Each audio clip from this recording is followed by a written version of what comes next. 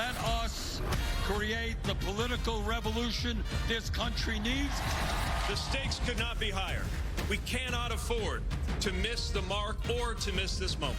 I will bring this country together instead of tearing it apart. I can't do it alone. I need your help to climb that mountain. And together we're going to beat Donald Trump. 2020 is our time to change who makes the rules. I am running to restore honor to our government and build a country that we can be proud of. From NBC News, the Democratic presidential debate, live from Las Vegas, Nevada.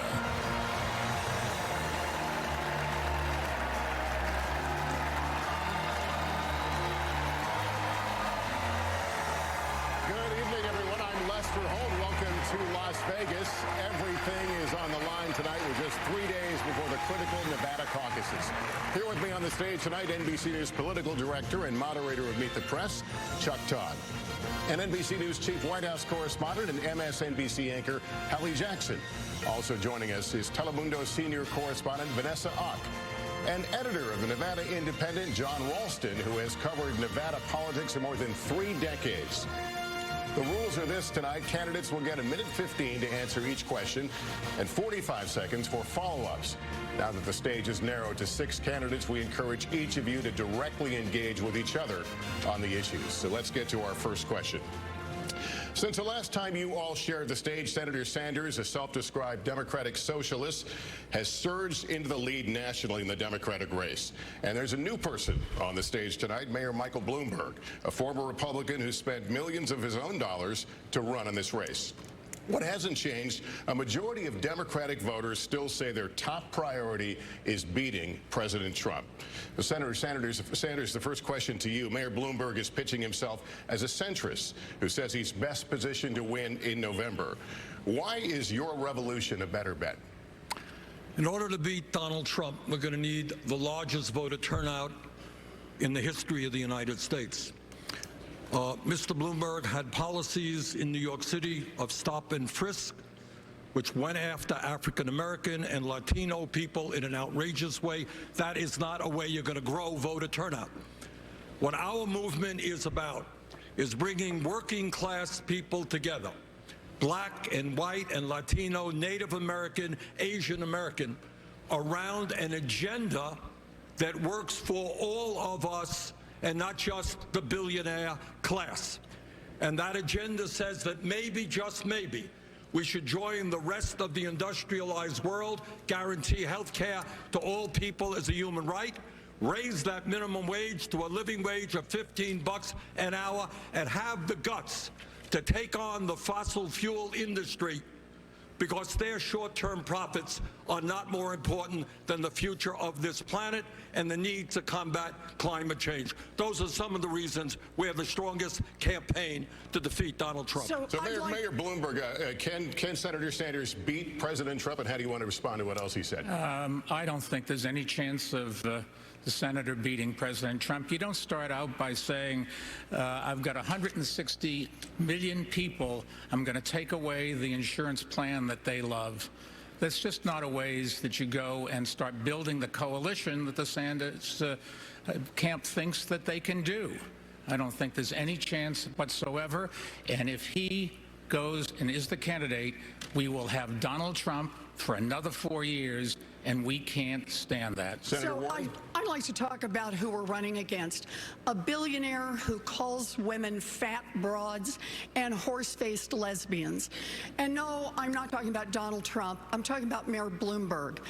Democrats are not going to win if we have a nominee who has a history of hiding his tax returns, of harassing women, and of supporting racist policies like redlining and stop and frisk. Look, I'll support whoever the Democratic nominee is, but understand this. Democrats take a huge risk if we just substitute one arrogant billionaire for another. This country has worked for the rich for a long time and left everyone else in the dirt. It is time to have a president who will be on the side of working families and be willing to get out there and fight for them. That is why I am in this race, and that is how I will beat Donald Trump. Senator Klobuchar, what do you think the path is from this stage to the White House? What works? I think the path is a high voter turnout. I'm the one on this stage that had the highest voter turnout of any state in the country when I led the ticket, as well as bringing in rural and suburban voters. And I've done that as well. And I'm the only one with the receipts to have done that in Republican congressional districts over and over again. But I want to say this. I actually welcomed Mayor Bloomberg to the stage. I thought that he shouldn't be hiding behind his TV ads. And so I was all ready for this big day. And then I looked at the memo from his campaign staff this morning. And it said that he actually thought that 3 of us should get out of the way. That is what his campaign said, because we should pave the way for him to become the nominee. You know, I have been told as a woman, as someone that maybe no one thought was still going to be standing up on this stage, but I am because of pure grit and because of the people out there. I've been told many times to wait my turn and to step aside. And I'm not going to do that now, and I'm not going to do that because a campaign memo from Mayor Bloomberg said this morning that the only way that we get a nominee is if we step aside for him. I think we need something different than Donald Trump. I don't think you look at Donald Trump and say we need someone richer in the White House. Thank you. Mayor Bloomberg, is a lot for you to respond to there, so here's your opportunity. I think we have 2 questions to face tonight. One is, who can beat Donald Trump? And number 2, who can do the job if they get into the White House? And I would argue that I am the candidate that can do exactly both of those things. I'm a New Yorker. I know how to take on an arrogant con man like Donald Trump that comes from New York. I'm a mayor, or was a mayor. I know how to run a complicated city, the biggest, most diverse city in this country. I'm a manager. I knew what to do after 9/11 and brought the city back stronger than ever.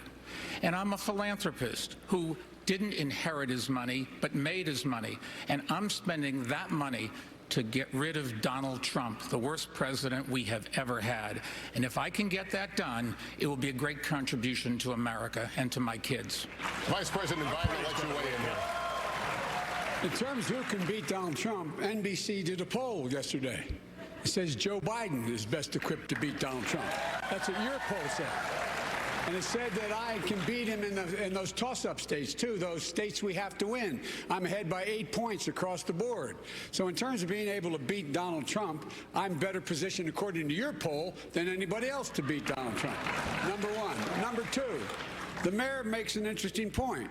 The mayor says that he has a great record, that he's done these wonderful things. Well, the fact of the matter is he has not managed his city very, very well when he was there. He didn't get a whole lot done. He had stop and frisk, throwing close to 5 million young black men up against the wall.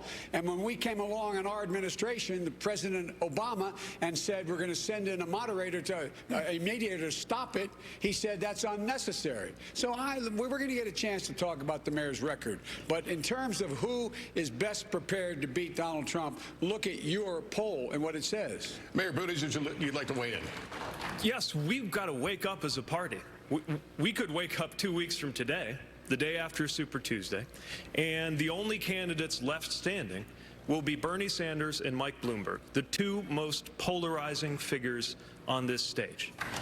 And most Americans don't see where they fit if they've got to choose between a socialist who thinks that capitalism is the root of all evil and a billionaire who thinks that money ought to be the root of all power. Let's put forward somebody who actually lives and works in a middle-class neighborhood in an industrial Midwestern city. Let's put forward somebody who's actually a Democrat. Look,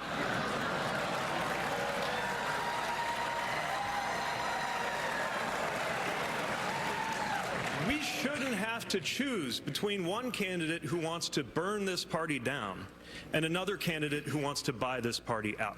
Look, we can do better. Senator Sanders, are you polarizing? If speaking to the needs and the pain of a long-neglected working class is polarizing, I think you got the wrong word. What we are trying finally to do is to give a voice to people who, after 45 years of work, are not making a nickel more than they did 45 years ago. We are giving a voice to people who are saying we are sick and tired of billionaires like Mr. Bloomberg seeing huge expansions of their wealth while 500,000 people sleep out on the street tonight. And that's so what we are saying, Pete, is maybe it's a time for the working class of this country to have a little bit of power in Washington rather than your billionaire campaign contributors. All right, look, first of all, I know.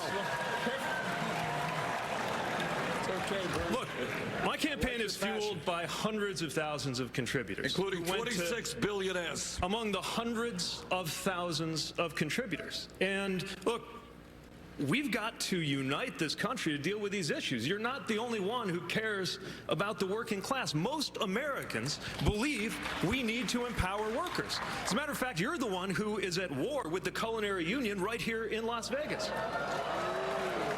We more union support than you have ever dreamed of. We have the support of unions all across this country. But the vision I'm putting forward has the support of the American people. Really? We can actually deliver health care without taking it away from anyone. We can actually empower workers and lift wages without further polarizing this country. And we can build a movement without having legions of our supporters online and in person. All right, candidates, thank you. I think it is Democratic figures and union leaders alike. Senator Warren, I have a question for you.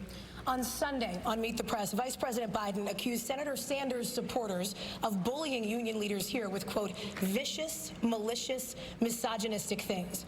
You said Democrats cannot build an inclusive party on a foundation of hate. Are Senator Sanders and his supporters making it harder for Democrats to unify in November? Look, I have said many times before, we are all responsible for our supporters, and we need to step up. That's what leadership is all about. But the way we are going to lead this country and beat Donald Trump is going to be with a candidate who has rock-solid values and who actually gets something done. When Mayor Bloomberg was busy blaming African Americans and Latinos for the housing crash of 2008, I was right here in Las Vegas, literally just a few blocks down the street, holding hearings on the banks that were taking away homes from millions of families. That's when I met Mr. Estrada, one of your neighbors. He came in to testify, and he said he thought he'd done everything right with Wells Fargo. But what had happened? They took away his house in a matter of weeks. This man stood there and cried while he talked about what it was like to tell his two little daughters that they might not be in their elementary school, that they might be living out of their van. I spent the next years making sure that would never happen again. Wall Street fought us every inch of the way on a consumer agency. They lost, and I won. We need a candidate with unshakable values and a candidate who can actually get something done for working people. Thank you, Senator. That's why I'm in this race, Senator, and that's how I'll beat Donald Trump. Senator Sanders. We have over 10.6 million people on Twitter, and 99.9% of them are decent human beings, are working people, are people who believe in justice, compassion, and love. And if there are a few people who make ugly remarks, who attack trade union leaders, I disown those people. They are not part of our movement. But let me also say, what I hope my friends up here will agree with, is that if you look at the Wild West of the internet, talk to some of the African-American women on my campaign, talk to Senator Nina Turner, talk to others, and find the vicious, racist, sexist attacks that are coming their way as well. So I would hope that all of us understand that we should do everything we possibly can to end the viciousness and ugliness on the internet. Our campaign is about issues. It's about fighting for the working families and the middle class. It is not about vicious attacks on other people. Senator, when you say that you disown these attacks and you didn't personally direct them, I believe you. Well, thank you. But at a certain point, you got to ask yourself, why did this pattern arise? Why is it especially the case among your supporters? I don't think it is especially the case, by the way. That's just not true. Look, well, people know. Pete, if you want to talk to some of the women on my campaign, what you will see is the most ugly, sexist, racist attacks that are, I won't even describe them here. They're so disgusting. And let me say something else about this, not being too paranoid. All of us remember 2016. And what we remember is efforts by Russians and others to try to interfere in our election and divide us up. I'm not saying that's happening, but it would not shock me. I saw some of those tweets regarding the Culinary Workers Union. I have a 30-year, 100% pro-union voting record. Do you think I would support, or anybody supports me, would be attacking union leaders? It's not thinkable. But leadership is about what you draw out of people. It's about how you inspire people to act. And right now we're in this toxic political environment. Leadership isn't just about policy. I think, at least in broad terms, we're largely pulling in the same direction on policy. But leadership is also about how you motivate people to treat other people. And I think you have to accept some responsibility and ask yourself what it is about your campaign in particular that seems to be motivating this behavior more than others. Because in order to turn the page on the Trump era, we're going to need a president, not just a candidate who can win, but a president who can move us forward. Stop sexism on the internet. We could nominate a woman for candidate for President of the United States. I think that might go a long way if we showed our stuff as a party. And the other thing I want to talk about is really what is at the core of this issue between Senator Sanders and the Culinary Union. And that is this. These are hardworking people, housekeepers like Elizabeth and I met with last night, who have health care plans that have been negotiated over time, sweat and blood. And that is the truth for so many Americans right now. Thank you. There are 149 million Americans that would lose their current health insurance under Senator Sanders' bill. Senator, that's what it says on page 8, and I don't think we should forget that. On that note, I want to turn it over to my colleague, Chuck Todd. Senator Sanders, I'm going to stay on this topic, on the culinary, on this issue with the Culinary Union. Obviously, their leaders are warning their members about that your health care plan will take away their health care plan, take away private insurance completely. There are some Democrats who like you a lot, but worry that this plan, Medicare for All, is going to take away private insurance and that it goes too far. Are they right? No. Let me be very clear. 2 points. For 100 years, from Teddy Roosevelt to Barack Obama, this country has been talking about the need to guarantee health care for all people.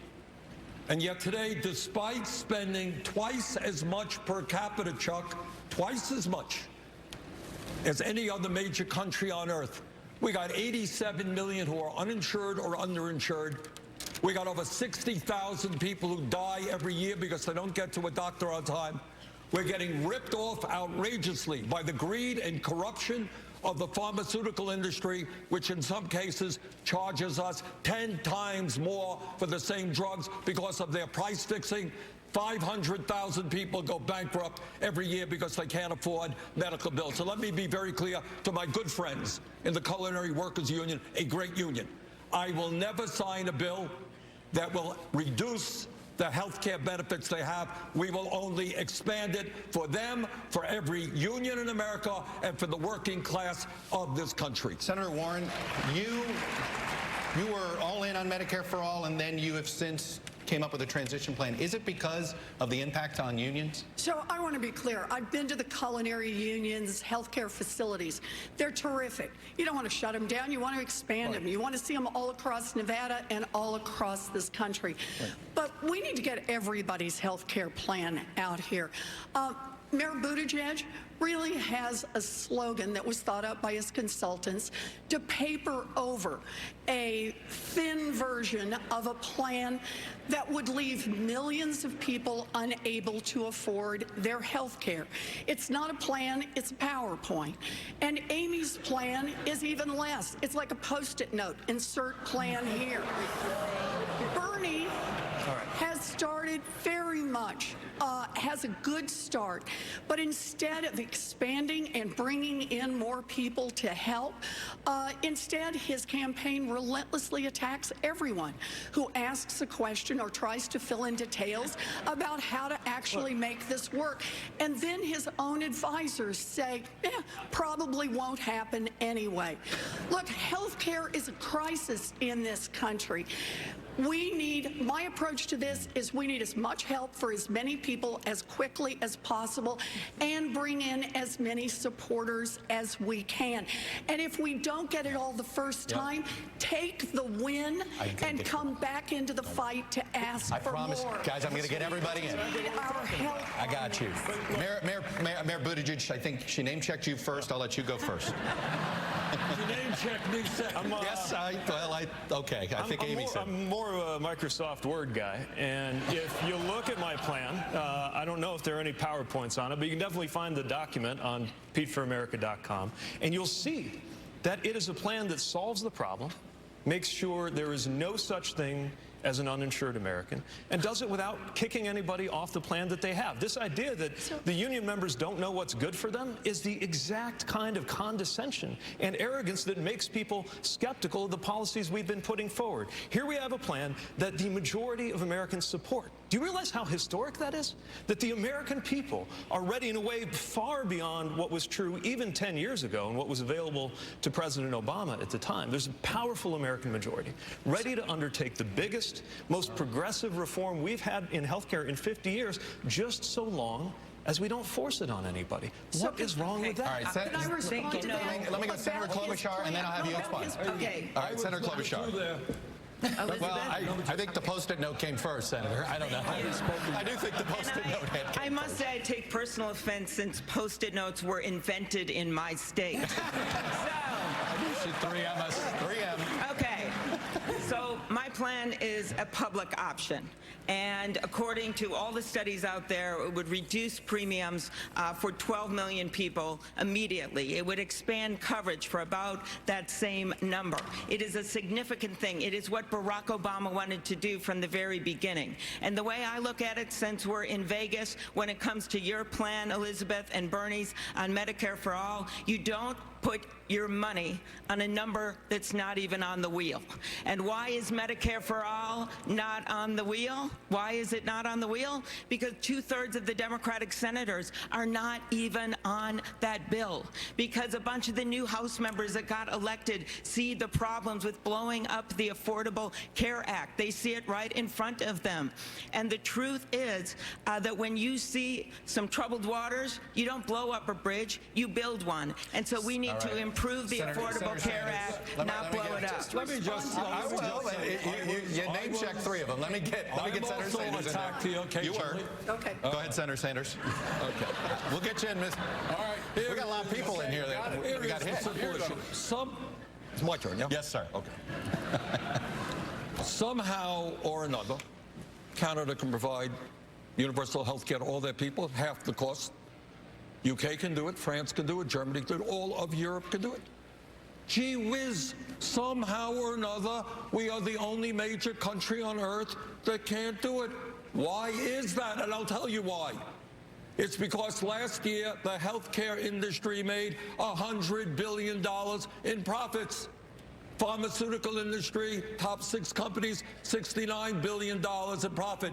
And those CEOs are contributing to Pete's campaign and other campaigns up here. Let's clear this up. So maybe it is finally time that we said as a nation, enough is enough. The function of a rational healthcare system is not to make the pharmaceutical industry and the drug companies rich. It is to provide healthcare to all people as a human right, not a privilege. Mr. Vice President, no premiums, no co-payments, no deductibles. Let's go ahead. And then Senator Warren. Mr. Vice President and Senator Warren. Hey, I'm the only one on this stage that actually got anything done on health care. Okay? I'm I'm the guy the president turned to and said, go get the votes for Obamacare. And I noticed what everybody's talking about is the plan that I first introduced.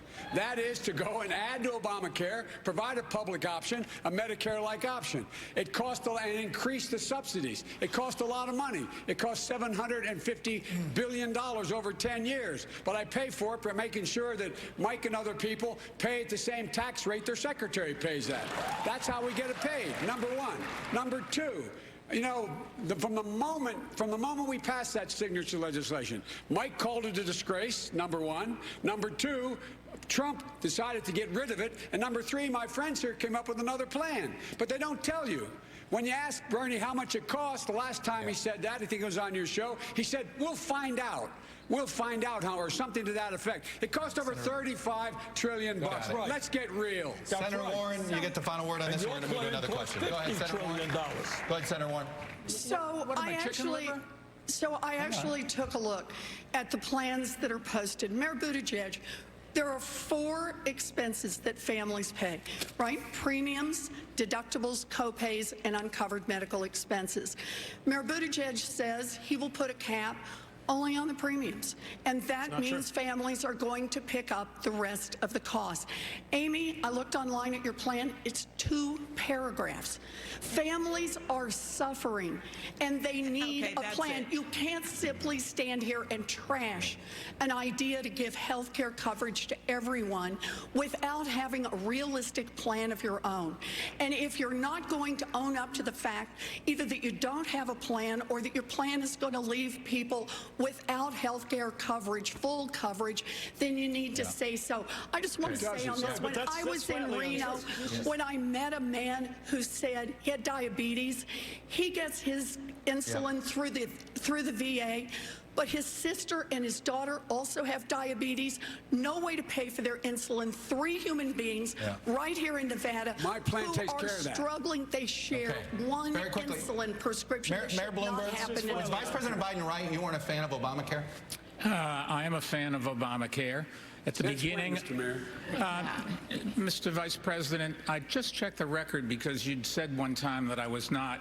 In '09, I testified and gave a speech before the mayor's conference in Washington, advocating it and trying to get all the mayors to sign on. And I think at that time I wrote an article praising Obamacare. It was either in the New York Post or the Daily News. So the facts are I was there. Let me finish. Thank you. I was in favor of it. I thought it didn't go as far as we should. What Trump has done to this is a disgrace. The first thing we've got to do is get the White House and bring back those things that were left, and then find a ways to expand it. Another public option, having some rules about capping charges. All of those things. We shouldn't just walk away and start something that is totally new, untried. Vice President Biden, go ahead. The mayor said when we passed it, the signature piece of this administration, it's a disgrace. They're the exact words. It was a disgrace. Look it up. Check it out. It was a disgrace. Thank you. I cover, by the way, I plan. You do not have surprise billing. You bring down drug prices. People are not, it gives people all the things we're just talking about. I guess they're not got the time to do it, but I'll get a chance to talk about it. Thank you, sir. Lester? All right, Mayor Bloomberg, at the beginning of this debate, you took some incoming fire on this next topic, so let's get into it. In 2015, this is how you describe your policing policy as mayor. Quote, we put all the cops in the minority neighborhoods. And you explain that as, quote, because that's where all the crime is. You went on to say, and the way you should get the guns out of the kids' hands is to throw them against the wall and frisk them. You've apologized for that policy, but what does that kind of language say about how you view people of color or people in minority neighborhoods? Well, if I go back and look at my time in office, the one thing that I'm really worried about, embarrassed about, was how it turned out with stop and frisk. When I got into office, there were 650 murders a year in New York City. And I thought that my first responsibility was to give people the right to live. That's the basic right of everything. And we adopted a policy which had been in place, the policy that all big police departments use of stop and frisk. What happened, however, was it got out of control. And when I discovered that we were doing too many stop and frisks, we cut 95% of it out. And I've sat down with a bunch of African-American clergy and business people to talk about this, to try to learn. I've talked to a number of kids who'd been stopped. And I was trying to understand how we change our policies so we can keep the city safe, because the crime rate did go from 50% down to 300. And we have to keep the lid on crime, but we cannot go out and stop people indiscriminately. Mayor, thank you. Let me go to Vice President Biden on this. You want to respond to that? Yes, let's get something straight. The reason the stop and frisk changed is because Barack Obama sent moderators to see what was going on. When we sent them there to say this practice has to stop, the mayor thought it was a terrible idea we send them there. A terrible idea. Let's get the facts straight. Let's get the order straight. And it's not whether he apologized or not, it's the policy. The policy was abhorrent, and it was, in fact, a violation of every right people have. And we are the one. Our administration sent in people to monitor it, and at the very time, the mayor argued against that. This idea that he figured out it was a bad idea. He figured out it was a bad idea after we sent in monitors and said it must stop. Even then, he continued the policy. All right, Mayor, would you like to make a quick response to that? Yes, I would.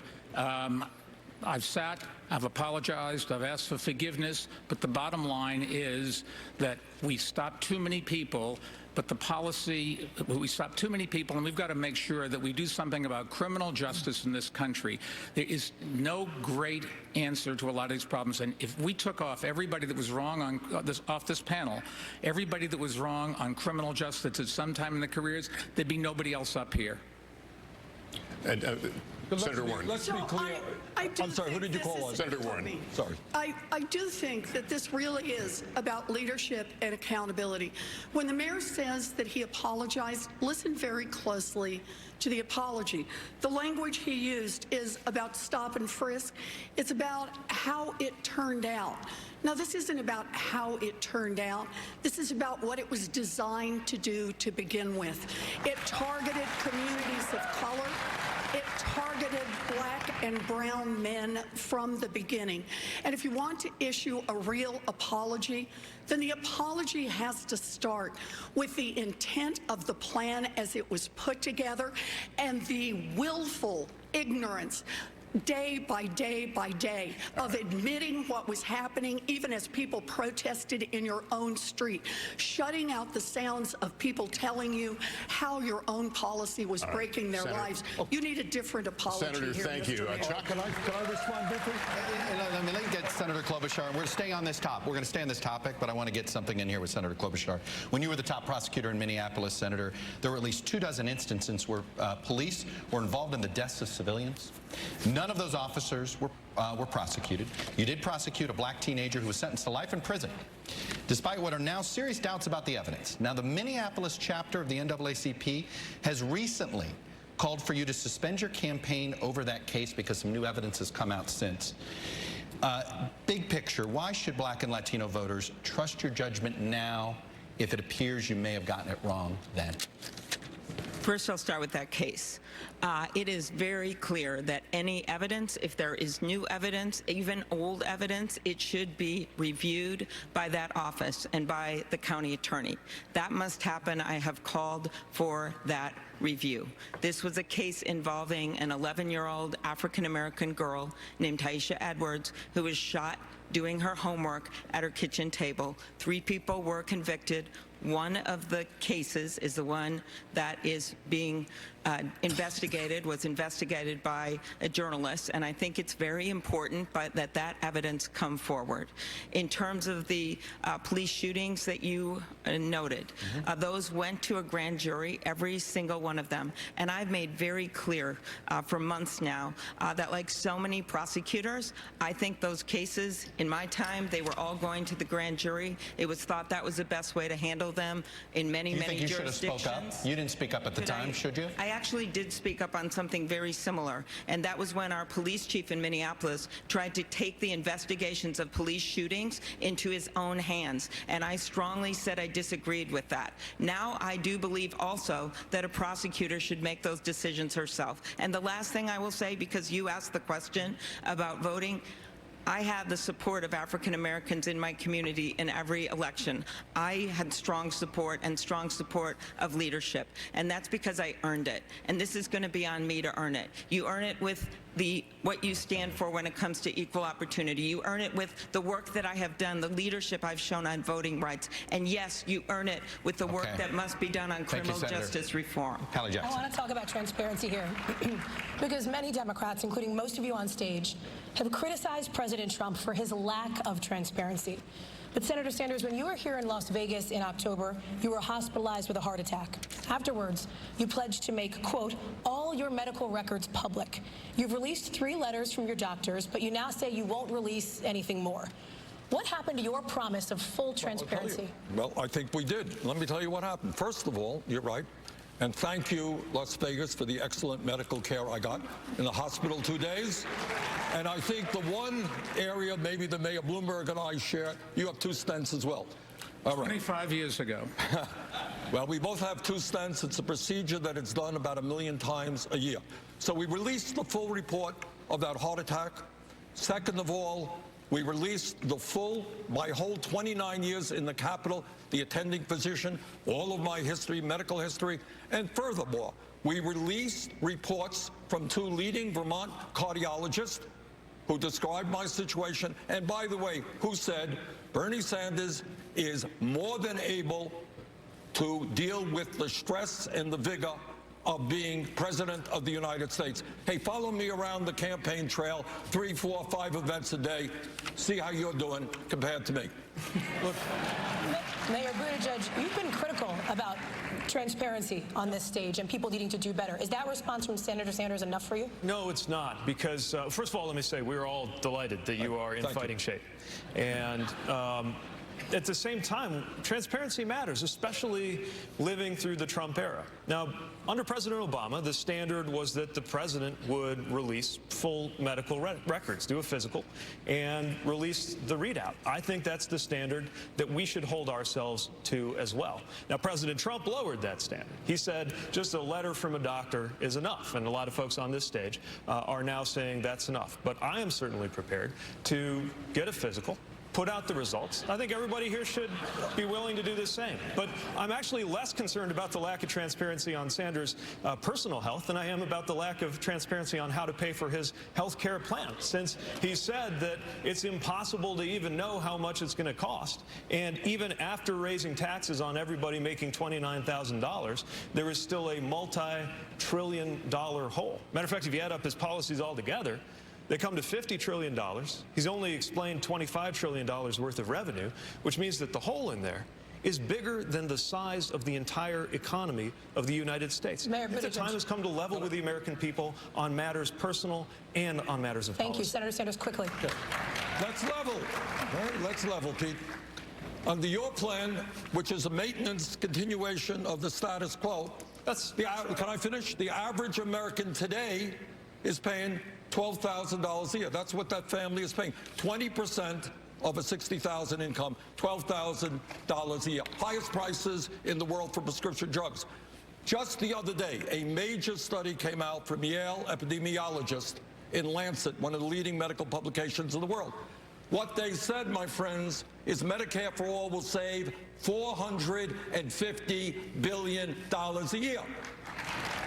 Because we are eliminating the absurdity of thousands of separate plans that require hundreds of billions of dollars of administration. And by the way, ending the $100 billion a year in profiteering from the drug companies and the insurance companies. Really important. Mayor Bloomberg, I want to go to you on this. By the way, my plan is the status quo, and that's false. Look, if my plan is the status quo, why was it attacked by the insurance industry the moment it came out? And on issue after issue after issue, this is what Senator Sanders is saying. If you're not with him, if you're not all the way on his side, then you must be for the status quo. Well, you know what? That is a picture that leaves most of the American people out. I want to go to Mayor Bloomberg on this transparency issue. Could I Very comment briefly on transparency, Mayor Bloomberg, your campaign has said that you would eventually release your tax records when it comes to transparency. But people are already voting now.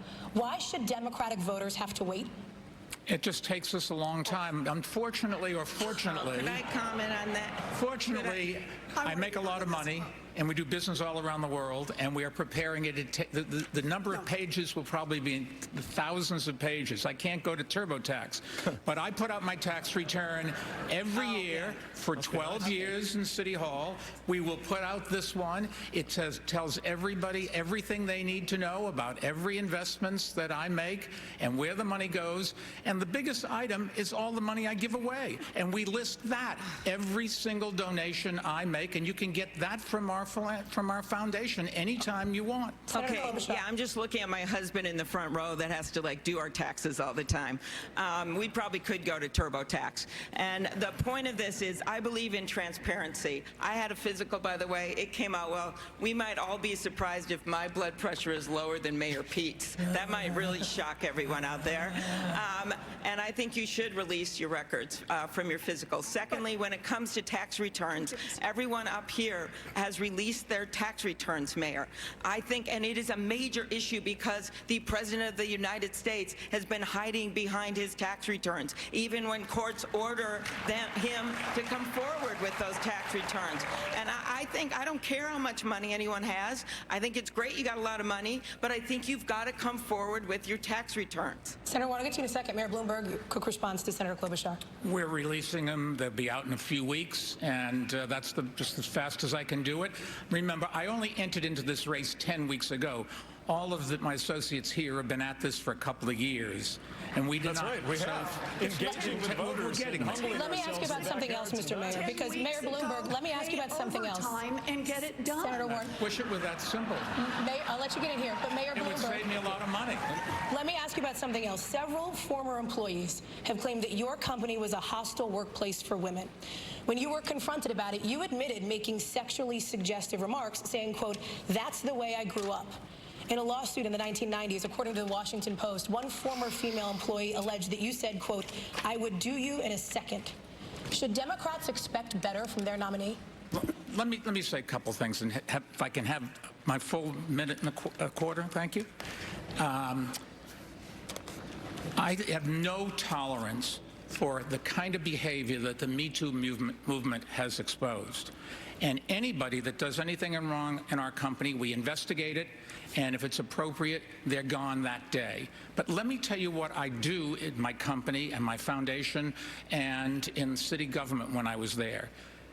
In my foundation, the person that runs it's a woman. 70% of the people there are women. In my company, lots and lots of women have big responsibilities. They get paid exactly the same as men.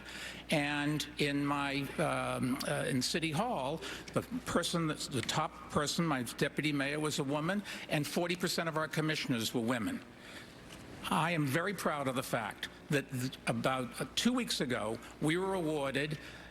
We were voted the the best place to work, second best place in America. If that doesn't say something about our employees and how happy they are, I don't know what does. Senator Warren, you've been critical of Mayor Bloomberg on this issue. Yes, I have, and I hope you heard what his defense was. I've been nice to some women. That just doesn't cut it. The mayor has to stand on his record, and what we need to know is exactly what's lurking out there. He has gotten some number of women, dozens, who knows, to sign non-disclosure agreements, both for sexual harassment and for gender discrimination in the workplace. So, Mr. Mayor, are you willing to release all of those women from those non-disclosure agreements so we can hear their side of the story?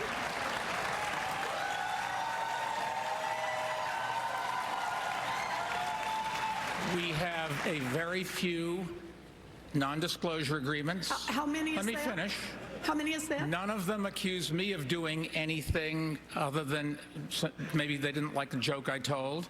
And let me just put, there's agreements between two parties that wanted to keep it quiet, and that's up to them. They signed those agreements, and we'll live with it. So wait, when you say it is up to, I just want to be clear. Some is how many? And when you say they signed them and they wanted them, if they wish now to speak out and tell their side of the story about what it is they allege, that's now okay with you? You're releasing them on television tonight? Senator? No. Is that right?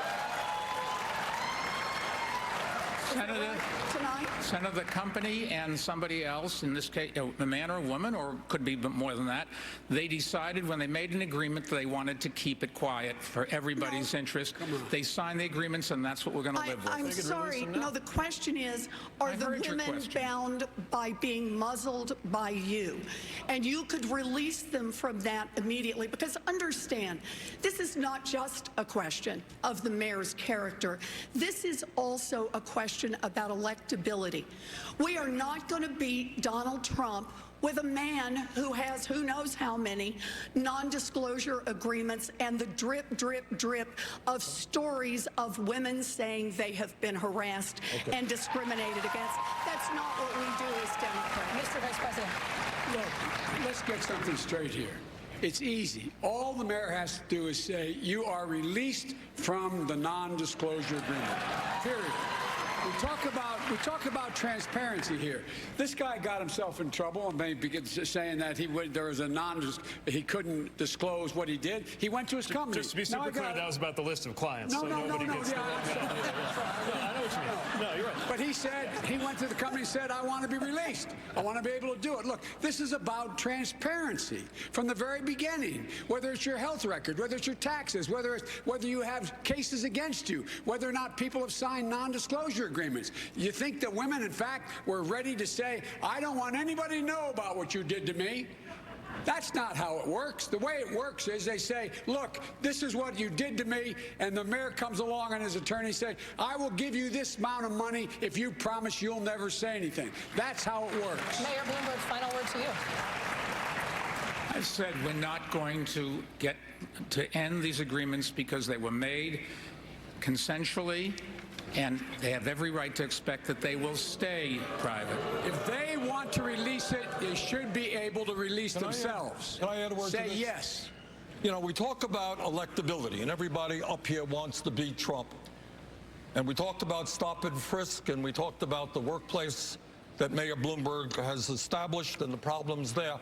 But maybe we should also ask how Mayor Bloomberg in 2004 supported George W. Bush for president, put money into Republican candidates for the United States Senate when some of us, Joe and I and others, were fighting for Democrats to control the United States Senate. And maybe we can talk about a billionaire saying that we should not raise the minimum wage, or that we should cut Social Security, Medicare, and Medicaid. If that's a way to beat Donald Trump, wow, I would be very surprised. Thank you, Senator. Vanessa, to you. Wait.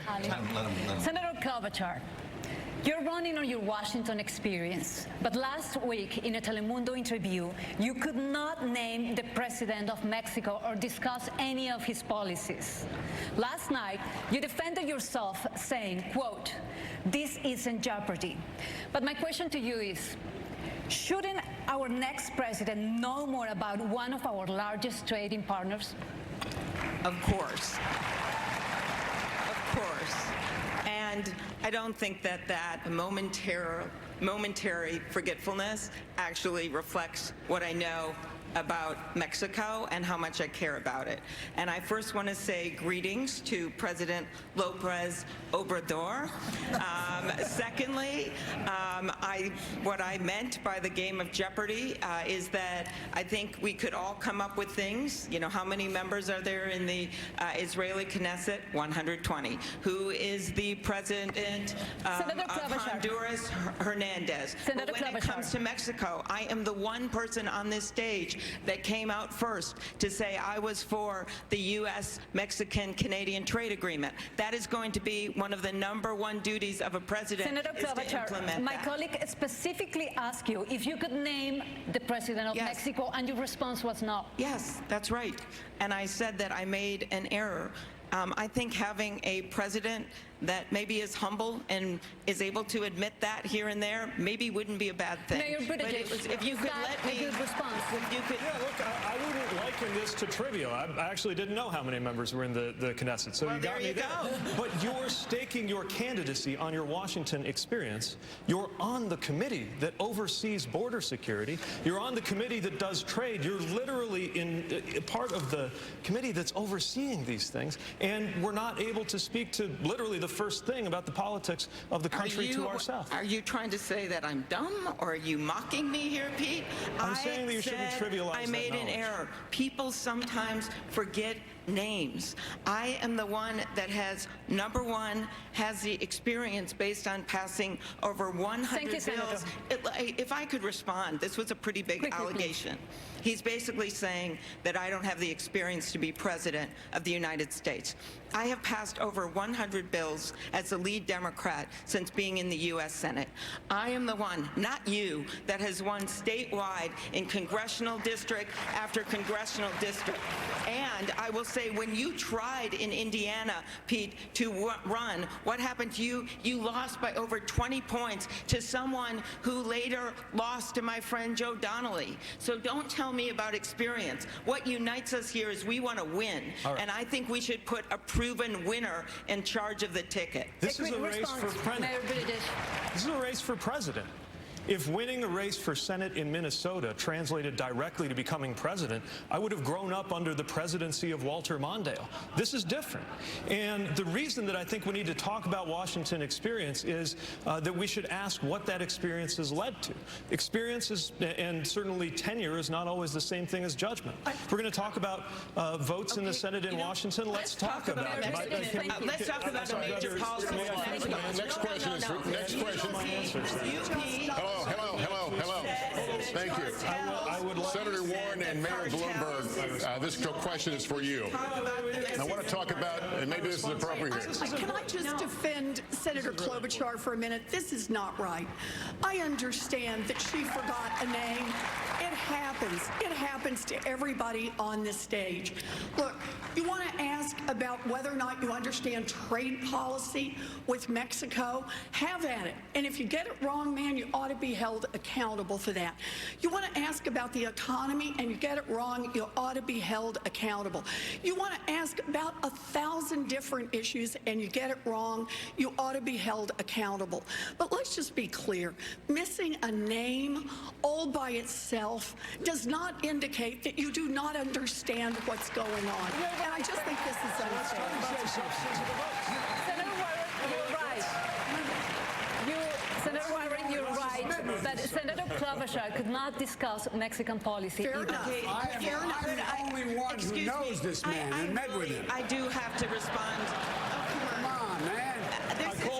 You have just invoked my name again, and I ask you to look at the interview I did directly after the forum, which we went into great detail on Latin American policy. And I want to say one thing about Mayor Pete, where we just disagree. He was asked on a debate stage about the Mexican cartels, which are bad criminal organizations. He said that he would be open to classifying them as terrorist organizations. I actually don't agree with that. That is a very valid debate to have.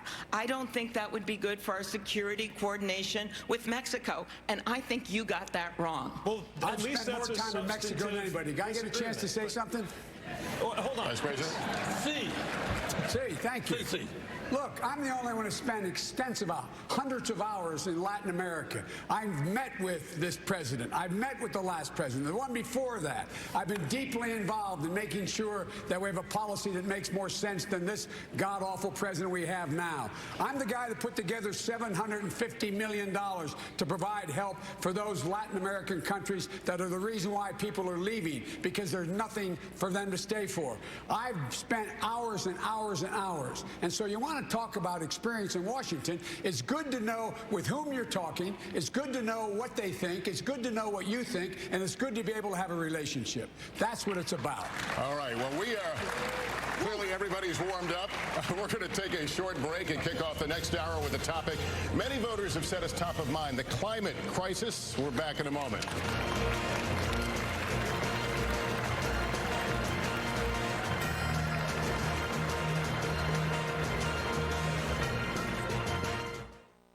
At 7 on WYFF4.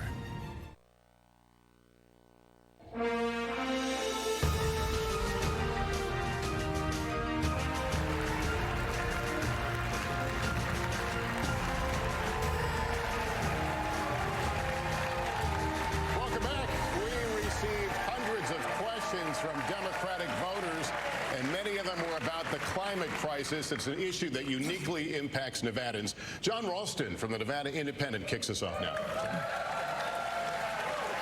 So, y'all ready to play some Nevada trivia now? I'm only half joking here. Let's talk about this issue because it's up there in polls. Voters are really concerned about it, as you all know. What you might not know is that Las Vegas and Reno are the vibrant economic engines for the state of Nevada and are also two of the fastest warming cities in the country. In certain months of the year, the heat is already an emergency situation for residents and for tourists walking up and down the Strip. So I'm going to start with you, Mr. Vice President. What specific policies would you implement that would keep Las Vegas and Reno livable, but also not hurt those economies? It is the existential threat that humanity faces, global warming. I went out to Texas, and you have a facility where you have one of the largest solar panel arrays in the world. And when the fourth stage is completed, it will be able to take care of 60,000 homes for every single bit of their needs. And what I would do is, number one, work on providing the $47 billion we have for tech and to making sure we find answers, is to provide a way to transmit that wind and solar energy across the network in the United States. Invest in battery technology. I would immediately reinstate all of the elimination of what Trump has eliminated in terms of EPA. I would secondly make sure that we had 500,000 new charging stations in every new highway we built in the United States of America or repaired. I would make sure that we once again made sure that we got the mileage standards back up, which would have saved over 12 billion barrels of oil had he not walked away from it. And I would invest in rail. Rail can take hundreds of thousands, millions of cars off the road if we have high-speed rail. Thank you, Mr. Vice President. I want to get some of the rest of you in on this because y'all have plans. Yeah. Mayor Bloomberg, let me read what you said about this issue. You said you want to intensify U.S. and international actions to stop the expansion of coal. How exactly are you going to do that? Well, already we've closed 304 out of the 530 coal-fired power plants in the United States, and we've closed 80 out of the 200 or 300 that are in Europe. Bloomberg Philanthropies working with the Sierra Club. That's one of the things you do. But just let's start at the beginning. If you're president, the first thing you do the first day is you rejoin the Paris Agreement. This is just ridiculous for us to drop out. Two, America's responsibility is to be the leader in the world. And if we don't, we're the ones that are going to get hurt just as much as anybody else. And that's why I don't want to have us cut off all relationships with China, because you will never solve this problem without China and India, Western Europe, and America. That's where most of the greenhouse gas. Let me just finish one other thing. I believe, and you can tell me whether this is right, but the solar array that the Vice President was talking about is being closed because it's not economic, that you can put solar panels in and modern technology, even more modern than that. Mayor, I want to let Senator Warren jump in here, just because you've said something that's really specific to Nevada. And the tension here in this state is between people who want renewable energy and people who want conservation on public lands. 85% of Nevada is managed by the federal government. You have said that you are going to have an executive order that would stop drilling on public land, stop mining, which is a huge industry here. You got to have lithium. You got got to have copper for renewable energy. How do you do that? So, look, I think we should stop all new drilling and mining on public lands and all offshore drilling. If we need to make exceptions because there are specific minerals that we've got to have access to, then we locate those and we do it not in a way that just is about the profits of giant industries, but in a way that is sustainable for the environment. We cannot continue to let our public lands be used for profits by those who don't care about our environment and are not making it better. Look, I'm going to say something that is really controversial in Washington, but I think I'm safe to say this here in Nevada. I believe in science, and I believe that the way that we're going to deal with this problem is that we are going to increase by tenfold our investment in science. There's an upcoming $27 trillion market worldwide for green, and much of what is needed has not yet been invented. My proposal is let's invent it here in the United States and then say, we invented in the U.S., you've got to build it in the U.S. That's a million new manufacturing We're going to stick to this topic, but Senator Sanders, I'm going to move to fracking. You want a total ban on natural gas extraction, fracking in the next 5 years. The industry obviously supports a lot of jobs around the country, including thousands in the battleground state of Pennsylvania. One unit official there told the New York Times, quote, if we end up with a Democratic candidate that supports a fracking ban, I'm going to tell my members that either you don't vote or you vote for the other guy. What do you tell these workers? It's supporting a big industry right now, sir. What I tell these workers is that the scientists are telling us that if we don't act incredibly boldly within the next 6-7 years, there will be irreparable damage done, not just to Nevada, not just to Vermont or Massachusetts, but to the entire world. Joe said it right. This is an existential threat. You know what that means, Chuck? That means we're fighting for the future of this planet. And the Green New Deal that I support, by the way, will create up to 20 million good-paying jobs as we move our energy system away from fossil fuel to energy efficiency and sustainable energy. This is a moral issue, my friends. We have to take the responsibility of making sure that the planet we leave our children and grandchildren is a planet that is healthy and habitable, that is more important than the profits of the fossil fuel industry. I want to keep this going. Senator Klobuchar, you're not on the same page at a total ban of fracking. You call it a transitional fuel. But scientists are sounding this alarm now. Do you take these warnings that maybe fracking is a step backwards, not a step forward, not a transition? I've made it very clear that we have to review all of the permits that are out there right now for natural gas, and then make decisions on each one of them, and then not grant new ones until we make sure that it's safe. But it is a transitional fuel. And I want to add something that really hasn't been brought up by my colleagues. This is a crisis, and a lot of our plans are very similar to get to carbon neutral by 2045, 2050. Something like that. But we're not going to be able to pass this unless we bring people with us. I'm looking at these incredible senators from Nevada, Catherine Cortez Masto and Jackie Rosen, and I'm thinking that they know how important this is. And you can do this in a smart way. One, get back into that international climate change agreement. 2, clean power rules, bring those back. And the president can do this herself without Congress, as well as the gas mileage standard. But when it comes to putting a price on carbon, this is very important, Chuck. We have to make sure that that money goes back directly as dividends to the people that are going to need help for paying their bills. Otherwise, we're not going to pass it. So there has to be a heart to the policy to get this done. Senator Warren, address the worker issue, if you don't mind, as well. Can you address the worker issue? Yes, we can have a Green New Deal and create jobs. We need people in infrastructure who will help build. We have manufacturing. They can lose that job tomorrow, though. That's what they're concerned about. Those jobs are for tomorrow. Those are the ones we need to be working on to harden our infrastructure right now. But listen to Senator Klobuchar's point. She says we have to think smaller in order to get it passed. I don't think that's the right approach here. Why can't we get anything passed in Washington Washington on climate. Everyone understands the urgency, but we've got two problems. The first is corruption, an industry that makes its money felt all through Washington. The first thing I want to do in Washington is pass my anti-corruption bill so that we can start making the changes we need to make on climate. And the second is the filibuster. If you're not willing to roll back the filibuster, then you're giving the fossil fuel industry a veto. Thank you, over Vanessa. all of the work Senator, thank you. Vanessa's got the next question. Vice President Biden, you have said that you want to hold oil and gas executives accountable for their role in harming our planet. You have even suggested that you might put them in jail.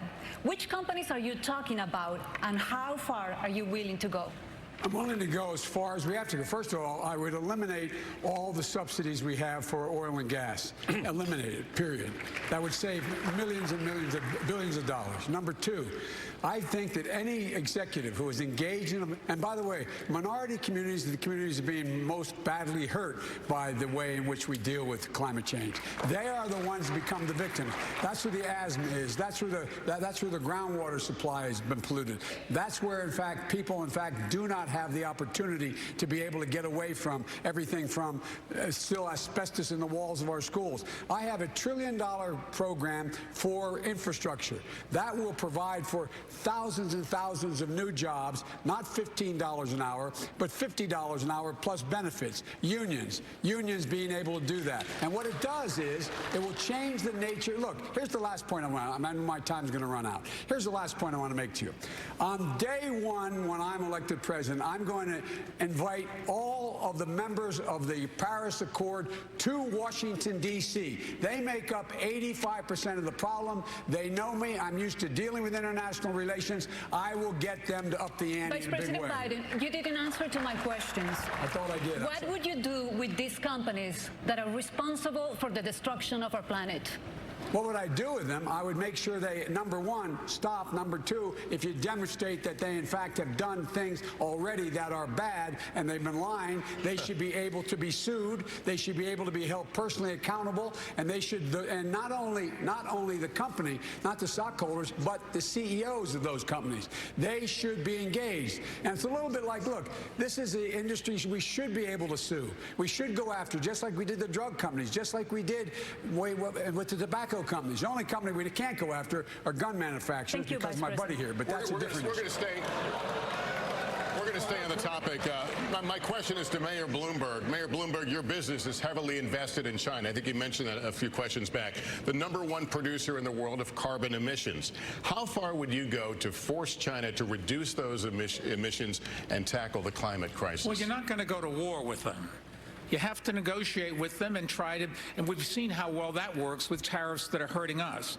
What you have to do is convince the Chinese that it is in their interest as well. Their people are going to die just as our people are going to die, and we work together. In all fairness, the Chinese have slowed down. It's India that is an even bigger problem, but it is an enormous problem. Nobody's doing anything about it.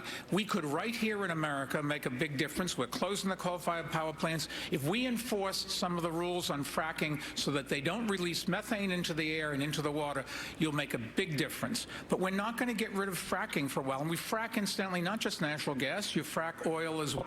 It is a technique, and when it's done poorly, like they're doing in too many places where the methane gets out into the air, it is very damaging. But it's a transition fuel. I think the senator said it right. We want to go to all renewables, but that's still many years from now. And before, I think the senator mentioned 2050 for some data.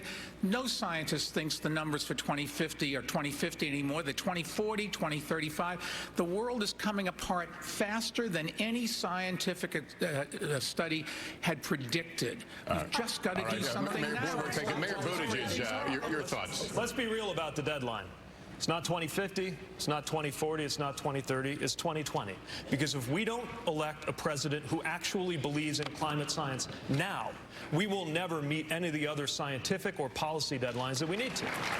So first of all, let's make sure we're actually positioned to win, which once again, if we put forward two of the most polarizing figures on this stage as the only option is going to be a real struggle. Now, I've got a plan to get us carbon neutral by 2050, and I think everybody up here has a plan that more or less does the same. So the real question is, how are we going to actually get it done? We need leadership to make this a national project that breaks down the partisan and political tug of war that prevents anything from getting done. How do you do it?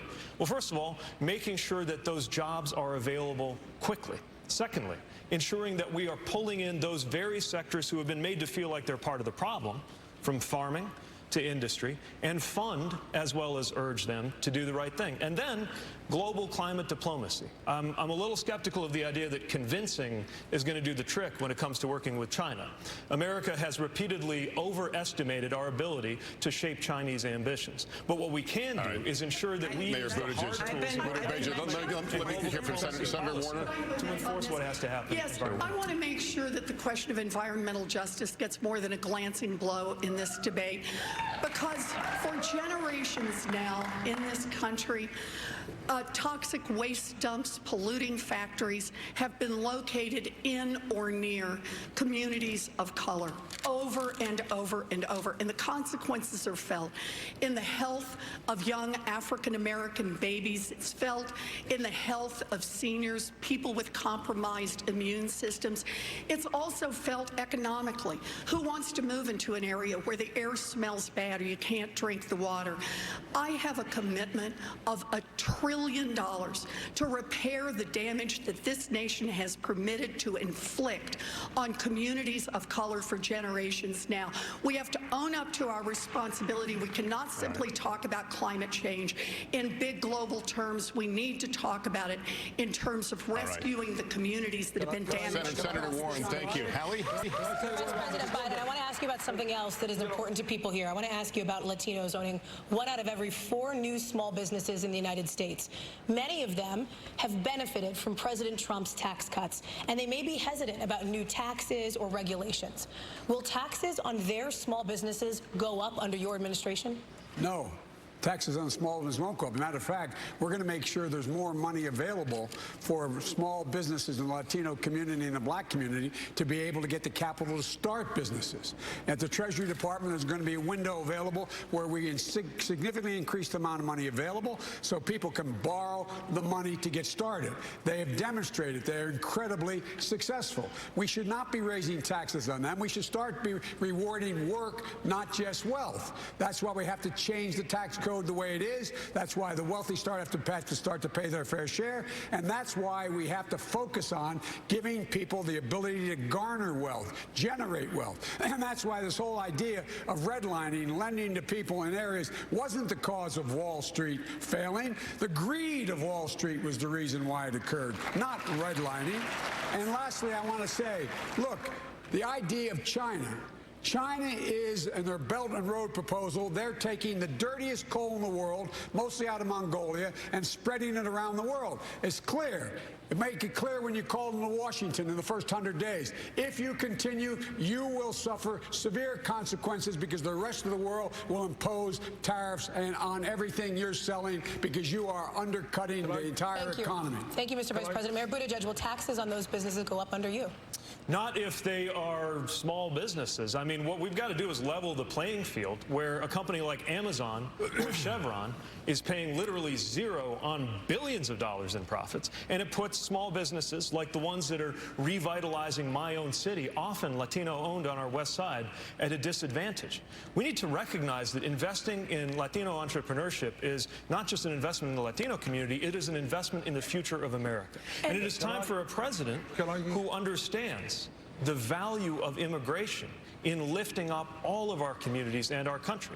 We're getting the exact opposite message from the current president. And it is time to recognize not just the diversity of the Latino community, but the importance of issues like economic empowerment, like health care, as well as in tax system. Very quickly, Senator Warren. We have an entrepreneurship gap in America, and that is a gap between white entrepreneurs and black and Latino entrepreneurs. And the principal reason for this is they don't have the money money for equity to get the businesses started. It's about a $7 billion gap. We want to have real entrepreneurship and a level playing field.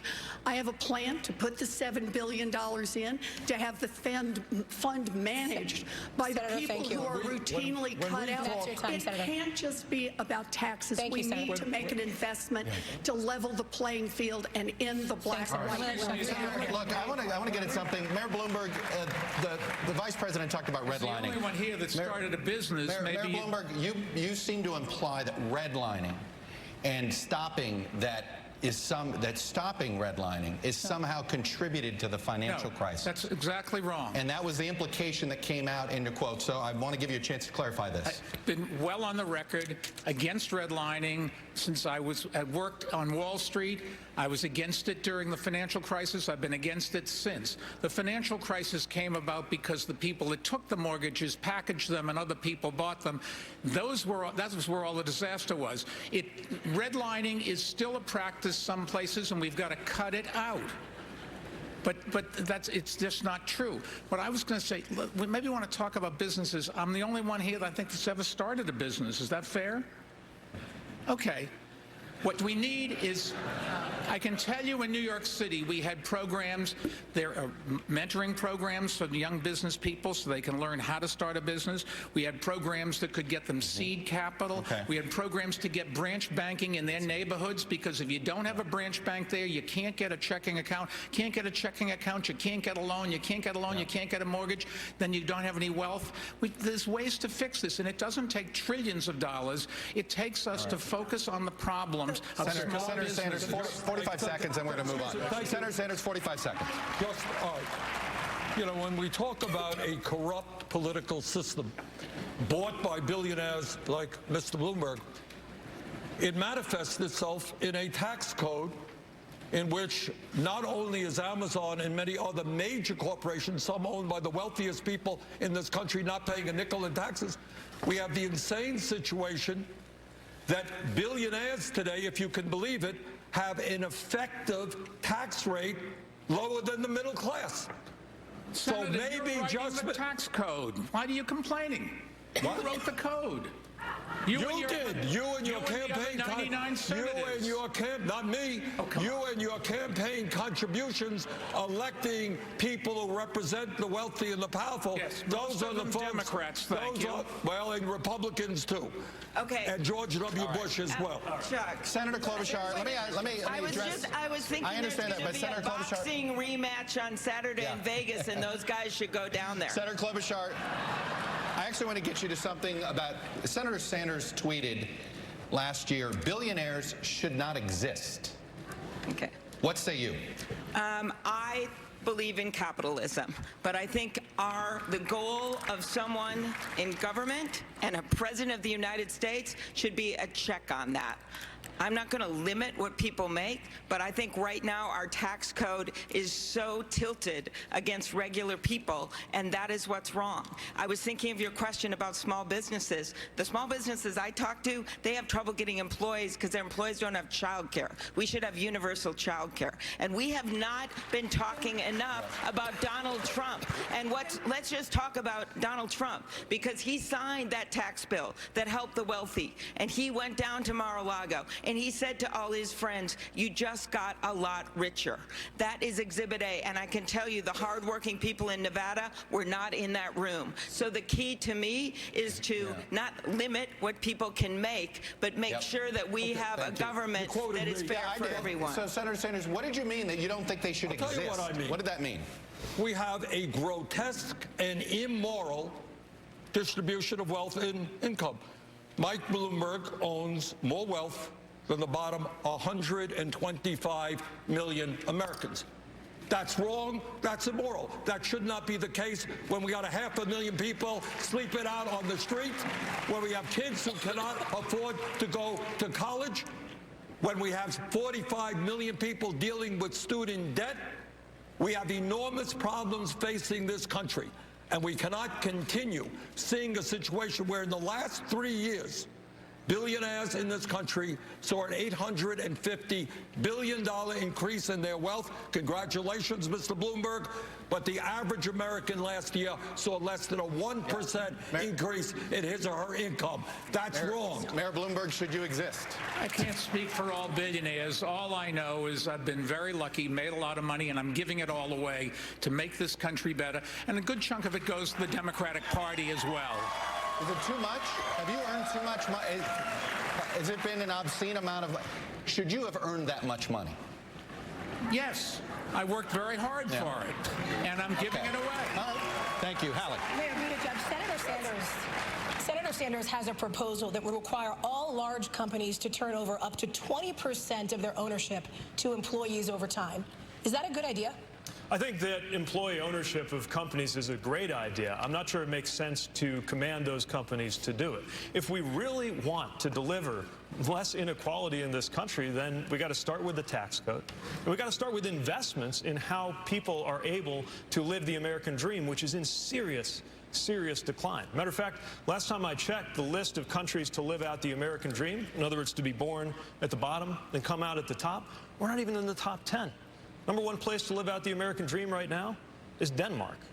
And as the, I think, lone person on this stage who's not a millionaire, let alone a billionaire, I believe that part of what needs to change is for the voices of the communities that haven't felt heard on Wall Street or in Washington to actually be brought to Capitol Hill. It's why I am building a politics designed around inclusion, designed around belonging, because the one thing that will definitely perpetuate the income inequality we're living with right now is for Donald Trump to be reelected because we polarized this country with the wrong nominee. Senator Sanders, it's your policy.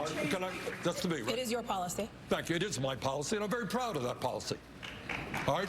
What we need to do to deal with this grotesque level of income and wealth inequality is make sure that those people who are working, you know what, Mr. Bloomberg, wasn't you who made all that money. Maybe your workers played some role in that as well. And it is important that those workers are able to share the benefits. Also, when we have so many people who go to work every day and they feel not good about their jobs, they feel like cogs in a machine. I want workers to be able to sit on corporate boards as well so they can have some say over what happens to their lives. Mayor Bloomberg, you own a large company. Would you support what Senator Sanders is proposing? Absolutely not. I can't think of ways that would make it easier for Donald Trump to get reelected than listening to this conversation. It's ridiculous. We're not going to throw out capitalism. We tried that. Other countries tried that. It was called communism, and it just didn't work. So let me make a proposal that will work, that has not only support from a majority of Democrats, but also from a majority of independents and a majority of Republicans. And that is a 2-cent wealth tax on all fortunes above $50 million. You hit $1 billion, you got to pay a few pennies more. This is a tax on the top 0.1% in America, and it permits us to start to restructure our economy. It means we can afford universal child care for every baby in this country age 0 to 5. It means we can have universal pre-K for every child in America. It means we can raise the wages of every child care worker and preschool teacher and stop exploiting the black and brown women who do this work. It means we can put $800 billion into our public schools, quadruple funding for Title I schools. And as a former special education teacher, we could fully fund IDEA so children with disabilities would get the full education they need. We could do college.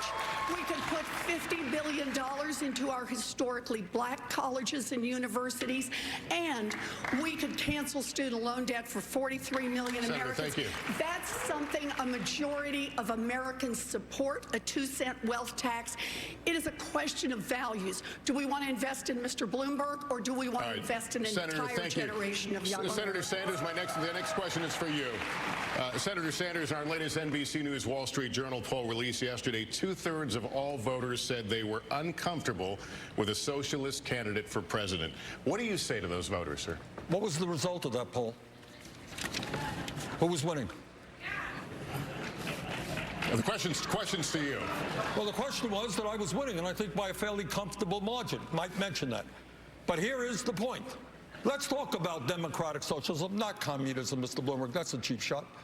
Let's talk about democratic. Let's talk about what goes on in countries like Denmark, where Pete correctly pointed out they have a much higher quality of life in many respects than we do. What are we talking about? We are living in many ways in a socialist society right now. Problem is, as Dr. Martin Luther King reminded us, we have socialism for the very rich, rugged individualism for the poor. Wait a second. Let me finish. When Donald Trump gets $800 million in tax breaks and subsidies to build luxury condominiums, that's socialism for the rich. When Walmart, we have to subsidize Walmart's workers who are on Medicaid and food stamps because the wealthiest family in America pays starvation wages. That's socialism for the rich.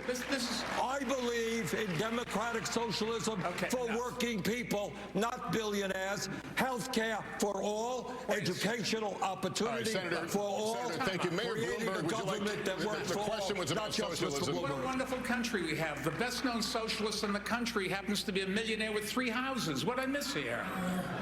Well, you'll miss that I work in Washington, House 1. That's the first problem. Live in Burlington, House 2. That's good. And like thousands of other Vermonters, I do have a summer camp. Forgive me for that. Where is your home? Which tax haven do you have your home? New York City, thank you very much, and I pay all my taxes, and I'm happy to do it because I get something for it. And let me say, I thought the senator next to me was half right. I agree we should raise taxes on the... No.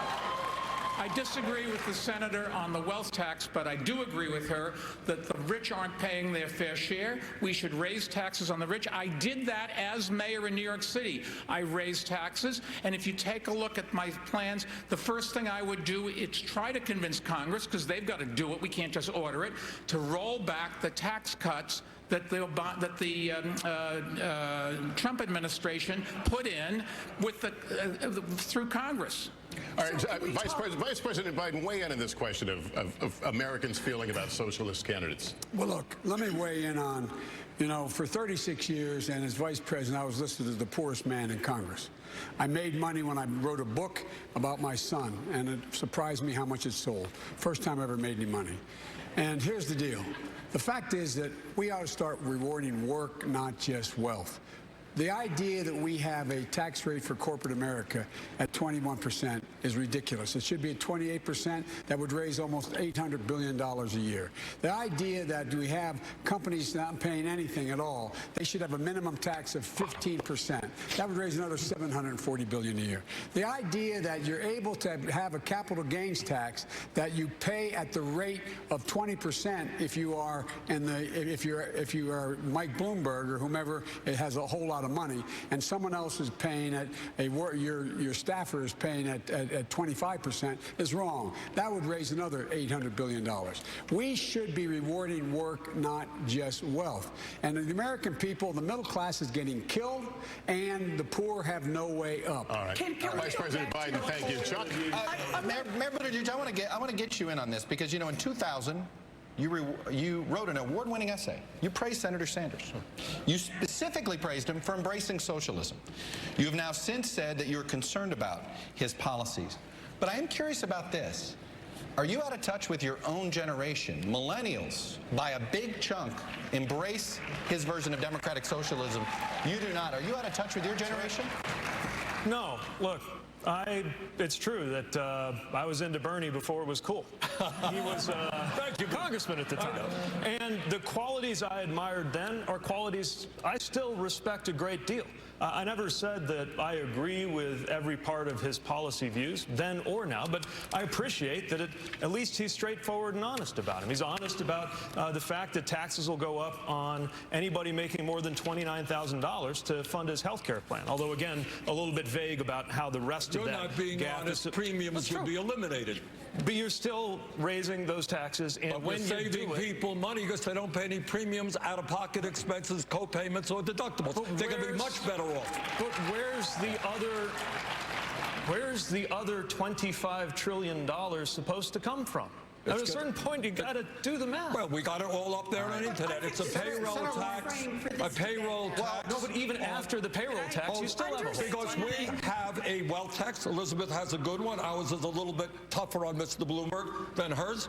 We're going to raise it in a progressive way, which deals with income and wealth inequality, and make certain, finally, that health care in this country is a human right, not a privilege. 45 seconds. Senator Warren, I'm just going to close it out here.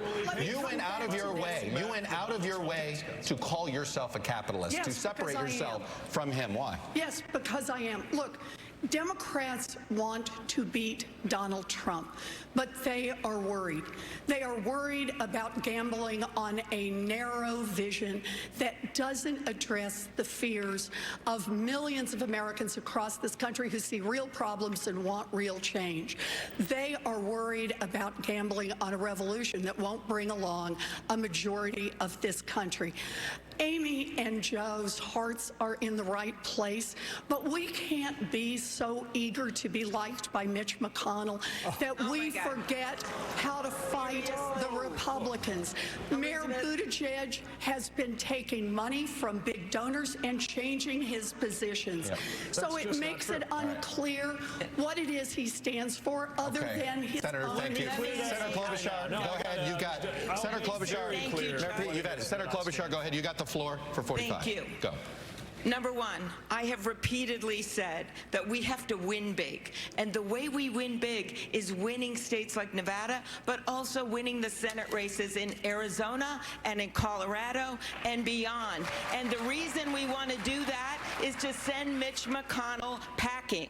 And I think when you look at my history, I am the one that has done that. I am the one that can lead this ticket. And just because I am willing to talk about common ground, that's where America is. It is not with Mitch McConnell, who has 400 bills on his desk that should pass if we get rid of him. It is because I am willing to work with people and find common ground, and that's what we want in a president, Elizabeth. We don't want someone that looks at just plans. Senator, thank you. We need to take another break here. We'll return to the Paris, Las Vegas in just a moment.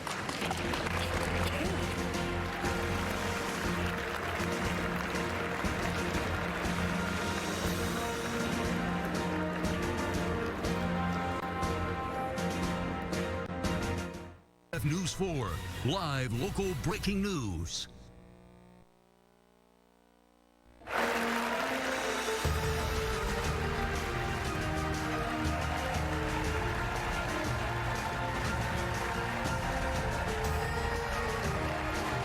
back to Las Vegas and the Democratic presidential debate. To kick off our next round of questioning, here's Hallie. Mayor Buttigieg, to you. In 2018, Mayor Bloomberg was the biggest outside spender, helping Democrats running for Congress. He's also donated billions towards causes like climate change, gun safety, education. If his money wasn't a problem then, why is it a problem now? Oh, I think he should absolutely be doing everything in his power to defeat Donald Trump. I just don't think that has to result in him becoming the president of the United States. Look, our party has values. We were built around values like making sure we protect working people. But Mayor Bloomberg opposed raising the minimum wage. Our party has a tradition that includes excellent presidents like Barack Obama, who Mayor Bloomberg opposed. At the end of the day, it's not just about how much money you've got. It's what you stand for. And we are living at a moment when Americans are so deeply frustrated with the way that both Wall Street and Washington seem to have overlooked our lives. You know, the view from the porch of my one house in Indiana is that they can't even see us sometimes. And if we're going into the election of our lives against a president who rose to power by cynically exploiting the frustration of ordinary Americans feeling like leaders weren't speaking to them, then I think that turning to someone like Mayor Bloomberg, who thinks he can buy this election, is no better a way to succeed than turning to somebody like Senator Sanders, who wants to burn the House down. Mr. Vice President. You know, if you excuse the point of personal privilege used to say, it was said that I was in the pocket of Mitch McConnell. I'm the only person on this stage that's beaten Mitch McConnell on 4 major cases. Let me finish. Let me finish. And Mitch McConnell, I've been the object of his affection and the president's affection. The way he's gone after me, this new Republican Party, after me, after my son, after my family. I don't need to be told I'm a friend of Mitch McConnell's. Mitch McConnell has been the biggest pain in my neck in a long, long time. And so that's number one. Number two, we have to have somebody who understands what it's like for ordinary people. Ordinary people come up. They have to understand, like my dad made that longest walk up a short flight of stairs, say, I don't have a job, honey. We have to move. You got to move with Grandpa. How long it took to buy a house. How long it took to get back in the game again. They have to understand the needs of ordinary people. And they are getting killed, no matter what people say about this economy, how good it is. And the good part of the economy, it's only 60 seconds, not up yet. And the fact is that we are in a situation where you have the president making clear that he doesn't want any part of me being his opponent. He's spending $125,000 this week to keep me from being an opponent. I wonder why. Thank you, Mr. Vice President. So, Vanessa, can I respond to the Vice President's comments, please? He was identifying me specifically in this. 45 seconds to you, I was Senator. responding to an accusation. So, no, the point is different. Here's what happened. According to the New York Times, the last time that Mitch McConnell was on the ballot, the Vice President stood in the Oval Office and said, I hope that Mitch gets reelected so I can keep working with him. Well, Mitch did get reelected. He did not have an epiphany.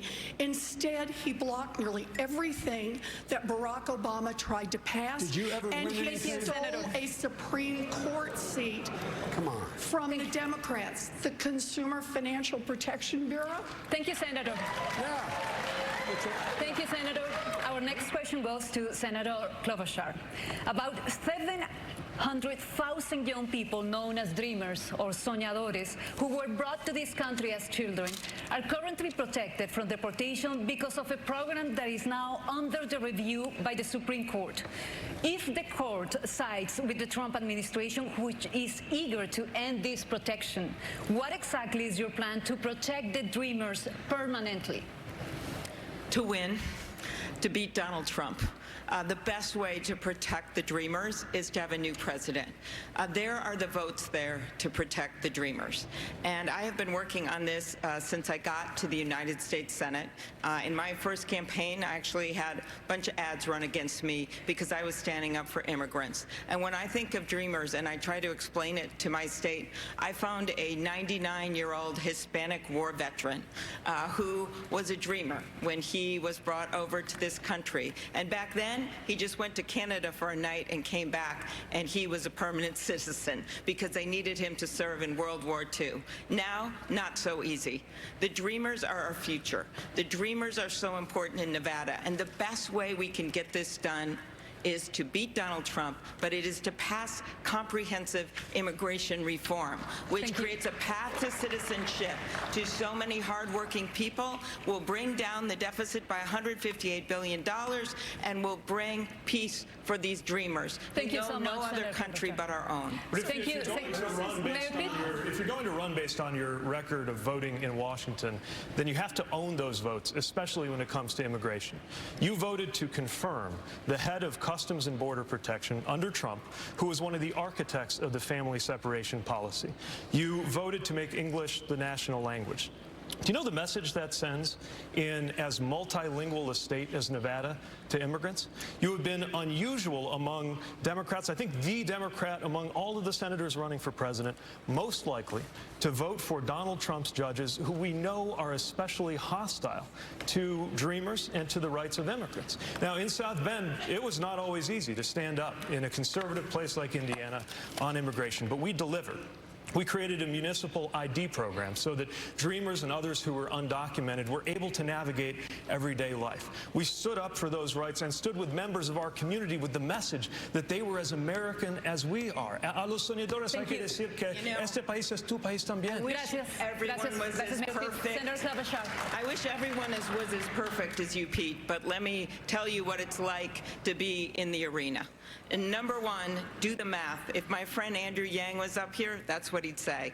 In fact, I have opposed and not supported 2/3 of the Trump judges, so get your numbers right. And I am in the top 10 to 15 of opposing them. Number two, when it comes to immigration reform, the things that you are referring to, that official that you are referring to was supported by about half the Democrats, including someone in this room. And I will say this. He was highly recommended by the Obama officials. You know why? Because Trump had so few career people. I did not one bit agree with these draconian policies to separate kids from their parents. And in my first 100 days, I would immediately change that. And I would add one more thing. I have been in the arena. Thank you, Senator. Ted Kennedy, he had made a pretty big allegation against me again, and I think I should have a right to respond. I'm stating the facts because these are votes that you took, and those votes set you alone among the Democrats running for president. No other is it true or is it false that no other Democrat First of all, from the Senate running for president what you've said about the judges are false. You are comparing me to two colleagues up here on the stage, and you are forgetting one thing. I would say anybody who ran for president this cycle, Senator Harris, Senator Booker, saw through this. If you could let me finish, since I've been in the arena, Ted Kennedy asked me to work on the first immigration bill. We were able, with President Bush, to at least get that bill to a vote. I'm sorry, but Senator Sanders actually opposed that bill, and I worked on it, and if we had gotten that bill done, there would have been a path to citizenship for so many people. Then I worked on the 2013 bill. I'm actually so proud of the work I've done on immigration reform, and you know what? You have not been in the arena doing that work. You've memorized a bunch of talking points and a bunch of things, but I can tell you one thing. What the people of this country want, they want a leader that has the heart for the immigrants of this country, and that is me. You know, maybe leading a diverse city that was facing ruin doesn't sound like the arena to you. I'm used to senators telling mayors that senators are more important than mayors, but this is the arena too. You don't have to be in Washington to matter. You don't have to be on Capitol Hill for your work to be significant. Guys, the arena we are at the end here. We are at the end here. I got to let that one go. We are less than 2 weeks away from a national primary. And I want to ask all of you this simple question. There's a very good chance none of you are going to have enough delegates to the Democratic National Convention to clinch this nomination. Okay? If that happens, I want all of your opinions on this. Should the person with the most delegates at the end of this primary season be the nominee, even if they are short of a majority? Senator Sanders, I'm going to let you go last here because I know your view on this. So instead, I will start with you, Mayor Bloomberg. Whatever the rules of the Democratic Party are, they should be followed. And if they have a process, which I believe they do, I'm trying to do so this that yes or no to make it fast. everybody can. So you want the convention to work its will? Yes. Senator Warren. But a convention working its will means that people have the delegates that are pledged to them, and they keep those delegates until you come to the convention. All of the people. All righty. Vice President Biden? Play by the rules. Yes or no? Leading person with the delegates, should they be the nominee or not? No, let the process work its way out. Mayor Buttigieg? Not necessarily, not to listen. Senator Klobuchar? Let the process work. Senator Sanders? Well, the process includes 500 superdelegates on the second ballot. So I think that the will of the people should prevail. Yes. Thank you, guys. Most votes should become the nominee. 5 no's and a yes. We are not done yet. We're back with more from Las Vegas after a short break.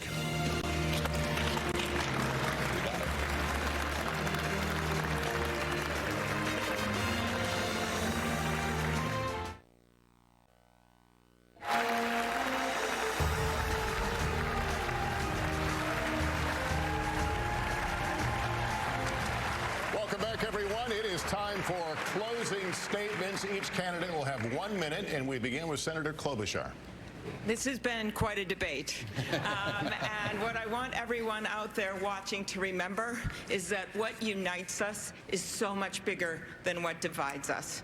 And that we need a candidate that can bring people with her. Yes, a fired up Democratic base, but also independents and moderate Republicans. And I've done that every single time. I have won every race down to 4th grade. A lot of boasting up here, so thought I'd add that. Secondly, you need someone someone who can govern, and I have passed over 100 bills as the lead Democrat.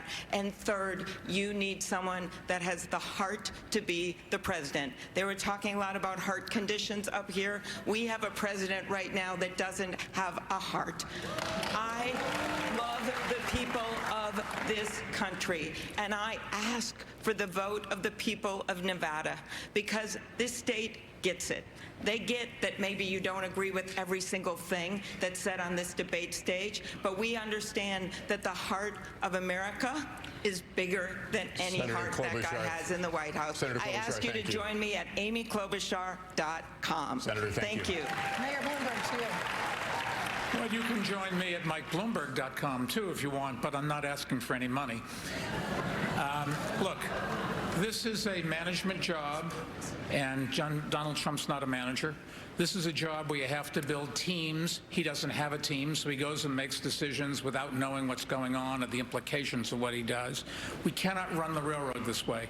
This country has to pull together and understand that the people that we elect, and it's not just the President of the United States, they should have experience, they should have credentials, they should understand what they're doing and the implications thereof, and then we should, as a society, try to hold them accountable so the next time they go before the voters, if they haven't done the job, we shouldn't just say, oh, nice person, gives a good speech. We should say, didn't do the job, and you're out of here. Mr. Mayor, thank you. Mayor Buttigieg, 1 minute. In Nevada, I'm asking for your vote because America is running out of time, and this is our only chance to defeat Donald Trump. If you look at the choice between a revolution or the status quo, and you don't see where you fit in that picture, then join us. And yes, go to PeteForAmerica.com and help out, because we need to draw everybody that we can who believes that we need to empower workers, who believes in climate science, who believes in doing something about gun violence, and recognizes that the only way we can do this is to create a sense of belonging in this country that moves us out of the toxic and polarized moment that we are living in today. I already see an American majority ready to do these things. Now we have a responsibility to galvanize, not polarize, that majority. We cannot afford to lean on the same Washington playbook. We cannot afford to alienate half the country. We must step forward into the future in order to win and in order to govern a country that will be facing issues the likes of which we'd barely thought of just a few years ago. I'm asking you to join me so that we can deliver that future together. Senator Warren. I grew up fighting.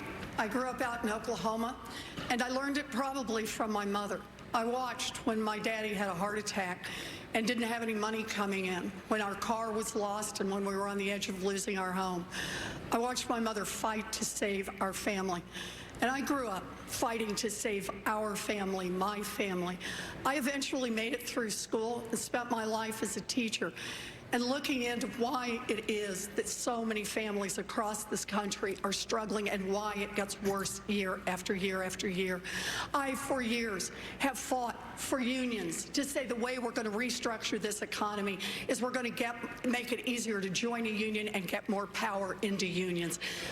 To fight for students who have been cut out of opportunity over and over because of the rising cost of an education. Look, for me, I am, of all the people on this stage, I've been a politician the shortest time, but I've been the one out fighting for families the longest time. I promise you this, give me a chance, I'll go to the White House, and I'll fight for your family. Thank you, Senator. Vice President Biden. I'm running because so many people. Just continue.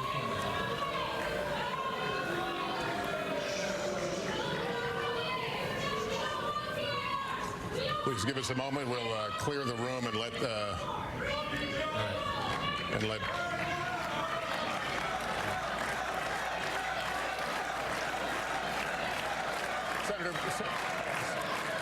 Senator Biden, you have 1 minute. Look, I'm running because so many people are being left behind. People I grew up with in Scranton. When my dad lost his job, lost his house, had to move. We moved to Claymont. We found ourselves in a position where we had little ability to get anything done. And my dad worked like hell. I learned a lot. I've been knocked down a whole hell of a lot. I know what it's like to be knocked down.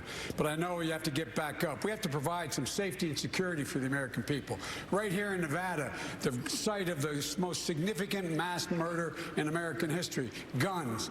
Our kids are getting sent to school, having to hide under desks, learn how to run down corridors to avoid being shot. It's immoral. I'm the only one that's beaten the NRA nationally, and I beat them twice.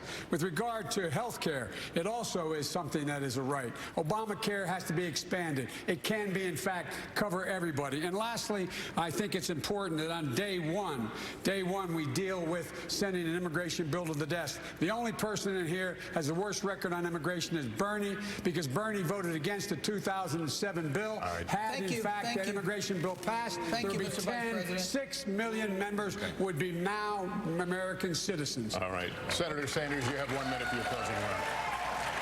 Unfortunately, LULAC, among other groups, Latino groups, saw that bill having provisions akin to slavery, Joe. But the bottom line is all of us are united in defeating the most dangerous president in the modern history of this country. That we agree on. But where we don't agree, I think, is why we are today the only major country on earth not to guarantee health care to all people. Why 3 people own more wealth than the bottom half of America when 500,000 people sleep out on the street. Why hundreds of thousands of bright young kids can't afford to go to college and 45 million remain in student debt. Bottom line here, real change never takes place from the top on down, never takes place from an oligarchy controlled by billionaires. We need to mobilize millions of people to stand up for justice. That's our campaign. Join us at BernieSanders.com. Thank you. Senator, thank you. Folks, thank you. That concludes tonight's debate. Our thanks to my fellow moderators, to the candidates, and of course to all of you, the audience here and at home. The Nevada caucuses are this Saturday, with the South Carolina primary just 1 week later. Then the big prize, Super Tuesday on March 3rd. We'll be following it all for you.